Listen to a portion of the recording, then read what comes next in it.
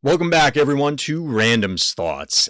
I'm trying something a little bit different. We'll see how this goes. It's kind of a work in progress, but what we're going to tackle today is actually reviewing some games. Now, this is a game that I just recently played, and as you can see from my hand down at the bottom over there, I'm playing the bad guy a little bit. I'm playing yellow-green safe house, but that informs another set of videos that I do want to try and get out there in the near future. But we're going to dive into this game. I'm going to commentate a little bit and see how I did. So I slowed this down a little bit so that we can actually talk about it more easily. Yellow-green safe house, as I mentioned, is kind of the bad guy right now. Safe house in general is the bad guy in Mythgard, and there's a lot of discussion surrounding it. But I'm lined up against a mono-red journey list, which has been gaining popularity in various incarnations. You'll see at the beginning of this game that essentially I'm doing the safe house thing, which is I'm mostly passing my turns up until here on turn 2, where I actually elect to play Venom Fang Mutant over Corrode Equipment. Now, I'm going to pause it real quick. The reason being is that I felt I wanted to continue to have a board presence. I expected my opponent to continue flooding the board, so having a minion here is not that much of a liability from the safe house perspective. And I expected that I'm going to need to Corrode Equipment something out of combat. It's going to require a 2-for-1 from my opponent. Despite Erode, despite having an attacker, they're going to need to invest more cards in order to remove the Venom Fang Mutant cleanly from the board. As you'll see, they end up doing exactly that. Now, this particular opening from our opponent is actually kind of dangerous. Because they went second and Journey starts with 2 souls, this is a little scary. There's some pressure coming our way, and our hand is pretty heavy with Double Harvester and Auto Magic Artillery. So I elected to burn the life gain because I didn't feel that threatened on my life total overall given the Double Harvester. I clearly wanted to keep those. I was hoping to draw into some more green so that we can try and play the artillery and other cards that we need to. But instead, our opponent just kept applying pressure. And this is a lot of stuff. Now, we had the Corrode to deal with one of the Acolytes. The second one that was reanimated now comes back bigger. But again, the earlier point about them flooding the board, now we're generating a card advantage by them advancing their own game plan. So we're able to stabilize somewhat. They do still have a threat on the board. They now have 2 souls again, so something's coming back. The Acolyte transformed. It doesn't look spectacular for us, given that we almost have to take 2 turns off in order to get to the Harvester on 6. Our opponent has a pretty significant clock, but fortunately we draw into another blocker. We have the flag coming. There's a lot of facets here that slow our opponent down. We're going to be able to turn the corner with healing 8 life with the Harvesters if we can just get there. So this is another play that I want to call out that seemed and felt a little weird. It was obvious that our opponent was just going to remove the Venom Fang.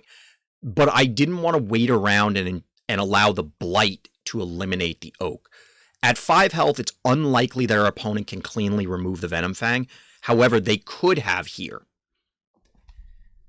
In this particular case, I wanted to, as I said, make sure that the Oak was removed immediately, and they elected to not extract it. Is that a play error? And I'll pause it momentarily just so I could elaborate on it. Possibly. I think it probably was. They can represent 8 damage, so we would be at 14, plus they'd still have 2 things on the board. Sometimes it's, and I do this myself, it's easy to get caught up in, well, I don't have to invest a card to deal with that. But now they only have 1 threat on the board. At 18, it's starting to get there where I need to be concerned. I need to address this threat plus deal with the next one, which is obviously coming. It's not a super dangerous situation, though, compared to if I was at 14 staring down 2 threats, maybe a third. I probably would have elected to go with that play, but we'll see how it shapes up. So our opponent wanted to advance Believer, which is reasonable. Believer itself is, of course, a must-deal-with threat. And clearly we don't have an answer for it. So I decided to burn the Auto Magic Artillery to get triple green. We have Double Harvester, and I'm playing in front of it to make sure that he can't run away. However, that aforementioned Extract kind of comes into play. It's kind of a big deal right now. So now we're not going to draw a card off of the maze.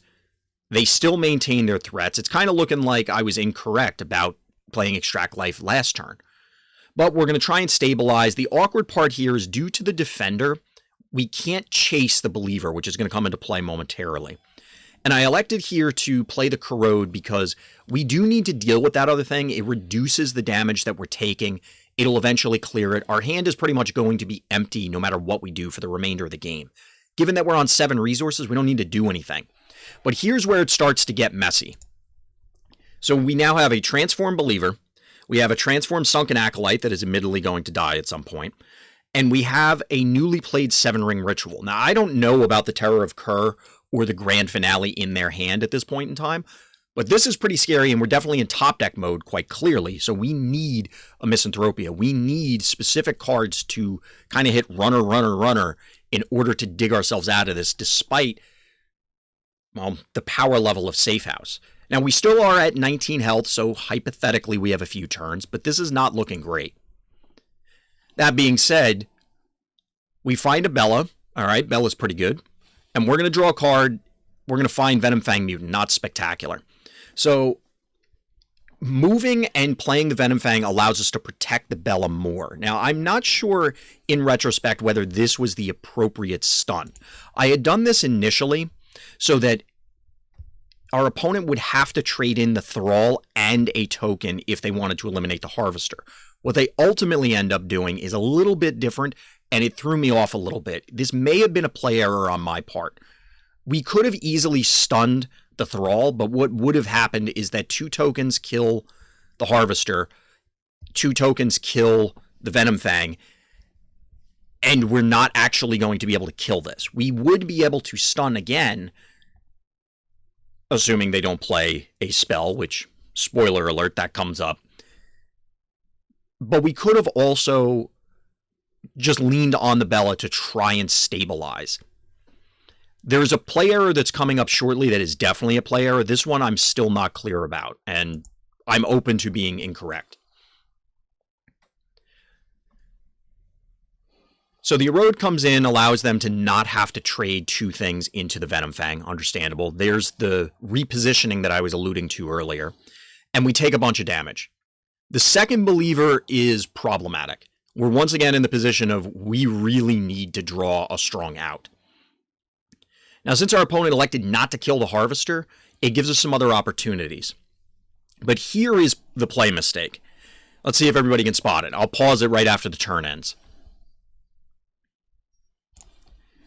Did you notice what I failed to do, which was punch this? I failed to punch this, and this nearly cost me the game. It could have easily cost me the game. So if I had punched this, yes, it's going to die to Blight eventually, but that's going to be post-transform, and that's problematic because Bella's going to go away on her own. What we needed to do was punch this. Yes, Bella will die, but it clears this thing off the board. We're still in top deck mode, so we need to ensure that we have as many outs as humanly possible. We can't allow our opponent to have any advantages. And I nearly punted this game away as a result. This believer's going to transform. This thing's going to transform. It was very bad.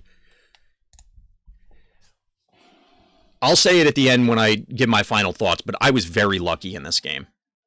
So our opponent plays a grand finale, removes the final energy on Bella, which means we have no more stuns, gets a transform. It's not looking great for us. Now, we were able to draw 2 cards off the Safe House, which clearly gives us a bunch of gas. Harpy 1 matters a lot, and we also happen to be on a flag turn. I would love to tell you that, oh, I mapped this all out, and this was, the plan all along, but no, we just kind of lucked out. We were able to preserve our Harvester instead of having to trade it. We were able to block the threat all the way on the end, and well, I didn't want to discard the Contagionoma, but realistically, we didn't lose much. Now, our opponent did have removal for the Harpy one, but as you can see, they're pretty much out of gas as well, although they will be getting things back because of Journey. Given the threats that they have on the board, we lucked out. We could have easily lost this game if they presented a slightly different set of threats. Imagine if one of either the Historian or the Terror of Kerr was a Wings, for example. They would be presenting a much stronger clock, And that's part of why I had played the Detained here, just to buy a little bit more time. We do have a 7 attack Harvester, but we got to get through. Now, this was a play that is somewhat expected. We have the Deported, we would have bounced it, but there is an argument for our opponent to just block. And if I don't deport it, we trade. From here on out, it's just, and it has been for the last few turns, green-yellow top-decking, top-end green-yellow cards. Choice green-yellow cards. So we get the short stag off the top. We're now presenting an enormous clock. We leave our opponent only able to attack with a 1 attack power life tap minion. But they are able to shred our hand a little bit with the Scylla. Obviously, they're taking the Harvester. Maybe not obviously. I guess there's a potential argument to take the Deported so that, we can't accidentally kill them, sort of thing. And that's kind of what we set up here. The Clay Effigy is played on their side because I can choose to attack the Clay Effigy instead of the Scylla. I probably should not have placed it there, but I wanted the ability to, again, target something else for the overrun attack as opposed to having to run into whatever blocker they had. Now, our opponent managed to almost make it a game here via the Amnesia, buying themselves a turn, killing the Harvester. I had hemmed and hawed about placing the short stag here as opposed to in lane 7. I wanted the ability to move and cover more lanes if necessary, given our low life pool, but it probably would have been better to play it on the end. So definitely, maybe not definitely, but arguably a play error that would have ended the game already. We gave our opponent another turn because of that choice. Now we're able to cover all lanes here. We have the short stag still alive. Our opponent is forced into an Ichor Feast to put them at 1. And they go out under their own terms. They decide to Ichor Feast themselves to death. So we managed to squeak this game out despite all of the things that went against us. And I will be the first to admit that this game was won almost exclusively due to positive variance in our favor, which kind of cycles back to something I mentioned earlier, playing the bad guy and being safe house. It's kind of a thing. It's been on ladder. There's a lot of other discussions for it, but we'll leave that for another day. So as I said, this is a new segment that I'm going to try and do. We'll see how it works out, how many of these I can do. I want to get other people's games. I'm going to try and pull top ladder games and bring them in, dissect them in the same sort of fashion. The last comments that I'll make is I still feel that this is probably favored for safe house. If our opponent went first, I think it would have been overwhelmingly in our favor. They clearly wouldn't have gotten the recursion engine going as early or as quickly. I think that a lot of things need to fall into play, including the initial coin toss to find out who goes first and who goes second in order to try and beat safe house in this matchup. Now, that may not be true. I am still in the process of testing Journey myself, so I still have a lot of thoughts and data to collect and collate before I can give a definitive opinion. Right now, I would say that safe house is favored because, well, to be perfectly honest, by default, I often say safe house is favored. So, with that, we'll leave it there. As always, everybody, thank you for listening, thank you for watching, and Black Lives Matter.